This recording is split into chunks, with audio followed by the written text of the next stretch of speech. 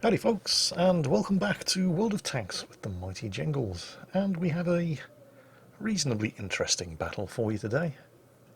Unfortunately, an old replay bug appears to have cropped up, which is making things really annoying. You see the target markers over the friendly tanks? Type of tank, health bar, maximum health, health remaining. I can have that for the friendlies, but not for the enemies. For the enemy tanks, I can have either the name of the player and a full health bar like this, or the name of the tank and the percentage of health that they have remaining. I figured it was more useful to know what tank you were looking at than the name of the person driving it, so that's what we've gone for. Speaking of the name of the person driving it, the AMX 1390 that you can see in the centre of your screen, that is Begump. I'm going to call him Forrest. You can probably figure out why. I know I could just call him Dave, but hey, I want to prove that I do at least have an imagination. Also, pay particular attention to the LT432 just ahead of him, because that guy's going to have a starring role in today's video as well. Don't worry, he doesn't do anything bad. It's more a case of what he doesn't do that's more amusing. Not just once, but twice. You'll see what I'm talking about when it happens. Although I will be sure to point it out to you as well. I didn't see Sixth Sense go off there. Okay, Forrest here doesn't have Sixth Sense. I don't know if that's an incredibly bold choice, or he can just do without it. It's normally light tank players, they go full camo until they reach 100% on their first skill, and then as soon as the commander reaches 100% it gets dropped instantly and changed to Sixth Sense. Forrest hasn't done that. I guess he's very confident. Enemy 1390 right on the other side of this bridge, by the way. That's also going to be fairly important. I realise the lack of Sixth Sense could also be explained by a new crew, or at least a new commander. Maybe he's only just unlocked... Well, he can't have just unlocked the tank. There's a mark of mastery on the barrel, so... I don't know. Maybe he did have a fully trained crew, but he unlocked the AMX 105 and he's moved them up to that, and he's starting again with a fresh crew here. I don't know, it could be anything. It could just be that he doesn't feel like he needs Sixth Sense. Whatever. Any number of different reasons. Feel free to speculate in the comments.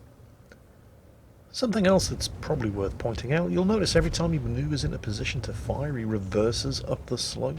You'll often see tanks doing this because they have significantly better gun depression over the side and rear of the tank. The AMX 1390 doesn't. It's a pretty terrible 6 degrees all round. But it's still a good habit to get into, because it means that if you suddenly start coming under fire, you can accelerate forwards a damn sight faster than you can accelerate to the rear, as he just demonstrated. Something that the LT432 with him is very definitely not doing. Although in a couple of seconds, when you see how that LT432 reacts to threats right in front of him, you're probably not going to be too surprised. Sorry, I know what's coming. Oh look, there's the enemy AMX 1390. Now, there are two tanks here. This doesn't have to be a fair fight. Oi, you! Wakey fucking wakey. He's not AFK, look! What the hell was that all about? I don't know, but it's an extremely good question. Forrest, ask him what the fuck that was all about. And so Forrest asks him what the fuck that was all about. He seems to be completely bamboozled by this question, because rather than shooting at the lurver, it was a one-shot kill for him, that rolled out under the bridge on the other side of the riverbank, sideways on, while his gun was pointing right at him. Rather than actually shoot and take the shot, he just sat there. He did actually fire, but about half a second after the lurver had rolled out, fired and rolled back in. So at this point, Forrest is undoubtedly thinking to himself, screw this, I am not hanging around that guy. He's a bad luck magnet. So he pulls back to a reasonable distance. He's got some pretty bad luck here. I mean, he's got these great side shots at all of these enemy tanks, but he's getting a lot of bounces. And again, you can see the benefit there of reversing up into the firing position. He was able to dodge the return fire. The LT432 takes 2 hits, sits around, waits 2 seconds, and then suddenly decides that maybe he shouldn't be sitting right on top of the bank. Now, I don't know what's going on with the driver of the LT432. I mean, it's entirely possible that something happened that meant he had to go AFK for a few seconds when the AMX 1390 rolled out right next to him. Maybe the Mormons knocked on his door and it took him a couple of seconds to go down and get rid of them, and then perhaps, against all odds, 40 seconds later, when the Lerva rolled out right next to him on the other side of the river, he had a sudden visit from the Jehovah's Witnesses. I mean, maybe it's just wherever he happens to live, they just happen to be having a clearance sale on door-to-door religious salesmen. Possibly also in a country with a terrible internet connection, which might explain why he just sat there on the lip of the bank getting hit over and over and over. And once they'd stopped shooting him, then waited a full 2 seconds to pull back into cover. I don't know. In an infinite universe, all of these things are possible. What's more probable, however, is that he just sucks. And even if that is the case, he can at least take some small consolation that he is not, by far, the worst player on Forrest's team today. Oh no, no, he doesn't even come close. At the same time, however, Forrest is not taking any chances. He's pulled back to a second, or in fact even third line of bushes, and he's leaving that LT432 to his own devices, while attempting to get some shots into this Object 704. More of which we're going to be seeing later. I am, of course, entirely aware and more than slightly amused that there are guaranteed to be people in the comments section of this video anxious to leap to the defence of the LT432 driver. As always, I find it amazing that people just seem to be unwilling to accept the possibility that somebody who plays World of Tanks might just be a bit shit. Meanwhile, Forrest has decided that this end of the map has been ignored for far too long, and, well, it hasn't been ignored. There was an E50 up here that did very well. Managed to get 3 kills before he died, but he has now died, and there's nobody over here but Forrest, and there are going to be at least 2 enemy tanks. Luckily, however, one of them is an LHMTV, a British light tank, so it sucks, and this is going to be a pushover. There he is.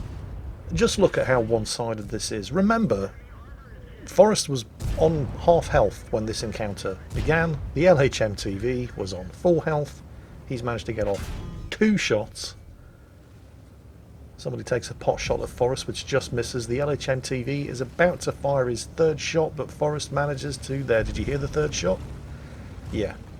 3 shots from the Brit. And note that Forrest is almost reloaded. In fact, he is reloaded, which is just as well, because there's the AMX 1390 that we ran into earlier. Now, just think about what happened there. Forrest was on half health, and he ran into a full health British light tank.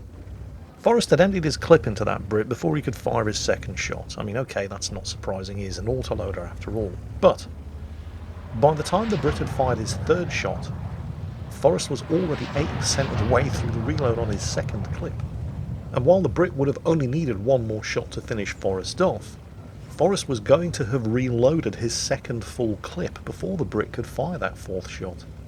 Now, admittedly, the 3rd shot probably would have killed him if it hadn't missed, but it would have only killed him because when Forrest started the fight, he was on 700 health and the Brit was on full health. If Forrest had been on full health when he started that fight, he wouldn't have needed to even avoid getting shot at. Just put the Brit out of his misery there. He could have quite literally just sat right in front of him stationary, pumping shots in at him from the autoloader. Let him take his 4 shots, it wouldn't have killed him, and then reloaded and just finished him off. And people have the nerve to try to tell you that the British light tanks aren't completely shit. Forrest once again reversing into a shooting position, and this is a very, very good shooting position for an AMX 1390, by the way. He's loaded the gold, he's got a lot of extremely tough targets to deal with at quite long range. The one frustrating thing I find about the AMX 1390 is the painfully slow aiming time. And Forrest has missed a lot of shots because of that. He doesn't often allow the aiming reticle to fully stabilise. And that can be dangerous in this machine because it does have a fairly limited ammunition loadout, as you're going to see. He's burning through the ammunition at a quite spectacular rate of knots. Definitely doesn't need the gold for the Scorpion G, but that's what he's got loaded. And this ramp here allows you to get up and shoot across this construction site and easily get back into cover if anybody spots you and starts shooting at you. It's a very, very nice little position. Obviously your flanks are completely unprotected, so you need to know when it's safe for you to use this position, but when it is safe, this is a good spot. Turtle finished off by the Rheinmetall Borsig. Rheinmetall Borsig finished off by the Object 704, and you can see that when he absolutely definitely has to make the shot, he does let that aiming reticle fully aim. And there goes the VK. Now, I mentioned earlier that that LT432 was by far not the worst player. No, that particular honour goes to the driver of the SU-130PM. You might have noticed that Forrest's team are being capped by that extremely visible, extremely spotted Object 704, and the SU-130PM is doing, well, precisely nothing about it. He apparently would far rather lose than die. Wouldn't do to get your pixels damaged, would it? So Forrest is going to have to do it himself, with barely seconds to go. And oh no, it's going to take a second shot. Oh, it's going to take a third shot. Yay, he's done it. Wow. Still one enemy tank left, of course. Jingles, why are you saying that the SU-130PM is the worst tank by far, or the worst player by far on Forrest's team in this match? I mean, you can't judge that based on his performance against the 704. You saw the way it was tucked in against the masonry there. It would have been a very difficult shot. Well, I'm not basing it on his failure to reset the cap. I'm basing it on the fact that that guy spent the entire game at the back of the map, fired 11 shots and only managed to get one hit. That's done 0 damage this entire game.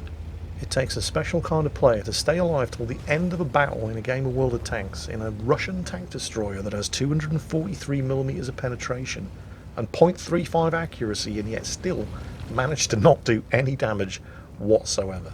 I don't think that was even possible in World of Tanks in a Russian tank destroyer, but if there's a secret, that guy knows what it is. Forrest very wisely using that guy as a sort of proxy enemy tank detector. Although, hang on a second, his spider sense appears to be tingling yet. Oh, got him. 7 kills and 5,500 damage. Yeah, not bad. A slightly above average game, I'm sure you'll agree, with just a couple of those what the hell moments thrown in that only World of Tanks seems to be able to provide on a regular basis. So, very well done, B Gump. His friends call him Forrest. Thank you for sending that one in. I hope you all enjoyed it, and as always, take care, and I'll catch you next time.